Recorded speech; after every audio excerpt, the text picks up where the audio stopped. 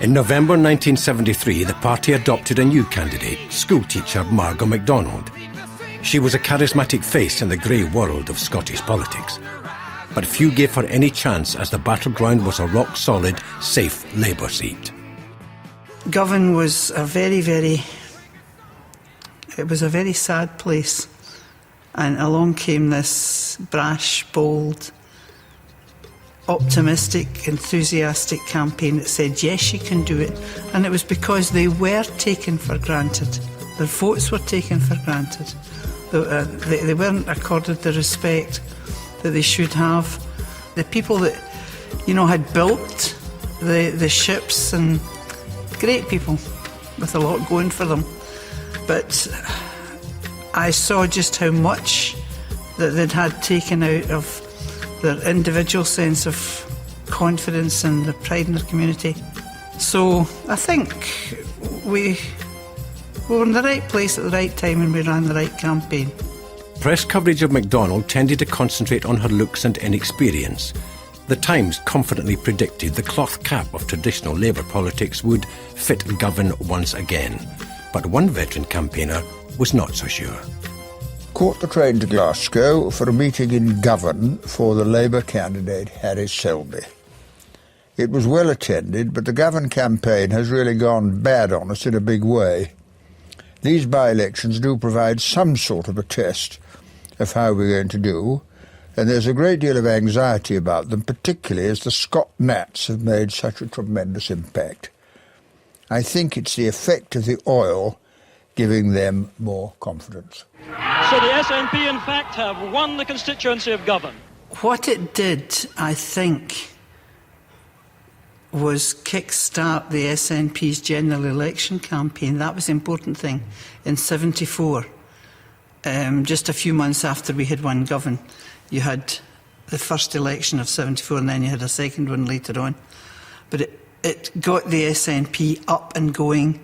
I was very high profile in Scotland, and so the effect of winning in Govan benefited the SNP all over Scotland, and it was that Labour Party got worried about. And it is interesting to remember that, of course, Govan was close to the epicentre of the UCS working, where the linkages between the working class and Scottish nationhood had been very vigorously articulated by Jimmy Reid when he talked about the faceless men in Whitehall. The general election which followed in February 1974 saw a very narrow Labour victory, one that could not have been achieved without Scottish Labour seats. I'm returning immediately to London by air, and I have summoned a meeting of my senior parliamentary colleagues for this afternoon. In the situation the country is facing, it is of paramount importance that a government be quickly formed. With a working majority of only 4, the importance of Scotland in forming a government was abundantly clear. The Scottish Nationalists now had 7 seats at Westminster. Labour had to rely on their support for survival. Suddenly you had a group from the SNP seemingly able to challenge the Labour Party right across the board. There was a growing membership of the SNP, their tails were up, they were very self-confident, and in a sense they were driving the agenda. The following October, Labour called another election to gain a working majority. It made a number of firm commitments, which some people now believe they had no intention of honouring. From the outset, it proved controversial within the party and triggered a political poker game which would determine the fate of the government. It was in that election that the Labour Party committed itself to progressing with the idea of a parliament for Scotland.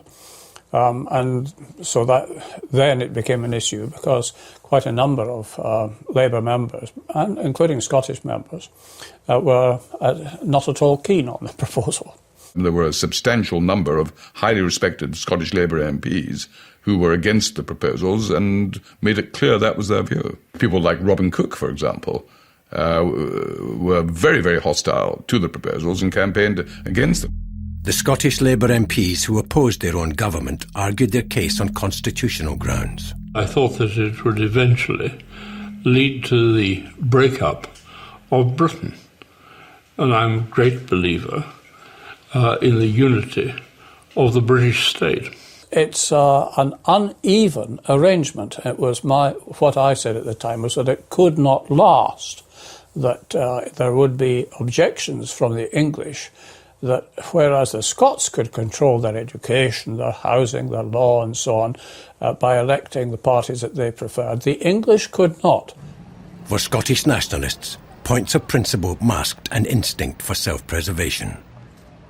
The Labour MPs, of course, were scared. Their seats were at risk. Their comfortable lifestyle in London was at risk. They did not want devolution, except for a few exceptions among them. They didn't want the comfortable way of running things disturbed, so that eventually, when they retired, they would go to the House of Lords. The SNP was a radical force operating in their heartlands, gaining support from people who should have been voting Labour. And that, of course, frightened them the most.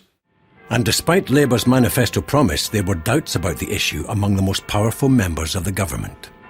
Monday the 16th of June 1975, we had a meeting of the Devolution Committee. We began by circulating press cuttings from the Scottish papers suggesting that the Cabinet was pulling back from the Scottish Assembly. Dennis Healy had put in a paper. I'm not speaking against the principle of devolution, but I'm urging caution on speed and content. Therefore, I don't want legislation in the next session. Roy Jenkins agreed. He was worried that the magnitude of the changes and the consequences might lead to the breakup of the United Kingdom, and he felt there had been inadequate discussion in England. I said we have a clear election commitment which we must honour. The Scottish nationalists smelt a rat. They believed Labour's public commitment to an assembly masked a hidden agenda.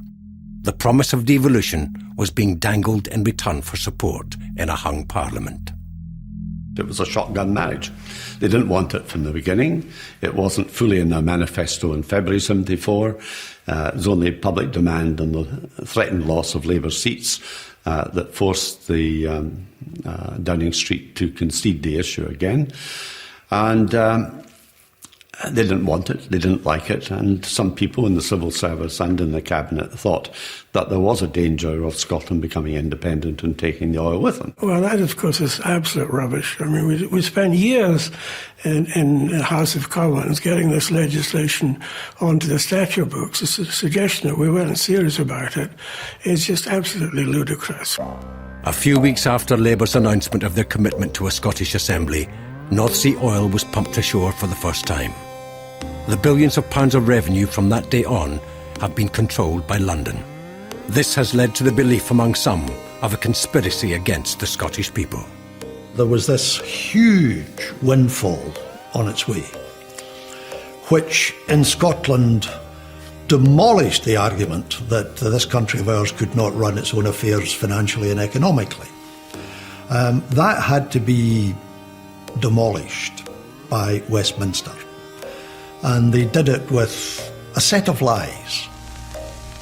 Every January, under the 30-year rule, government papers are released to the general public. Most are banal. Some are political dynamite. Recent documents have fueled speculation that the government downplayed the impact of North Sea oil to kill off the idea that Scotland could go it alone.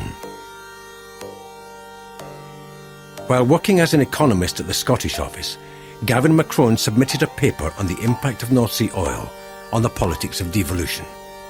Among his conclusions, large revenues and balance of payments gains would indeed accrue to a Scottish government in the event of independence. The country would tend to be in chronic surplus to a quite embarrassing degree, and Scottish banks could expect to find themselves inundated with a speculative inflow of foreign funds.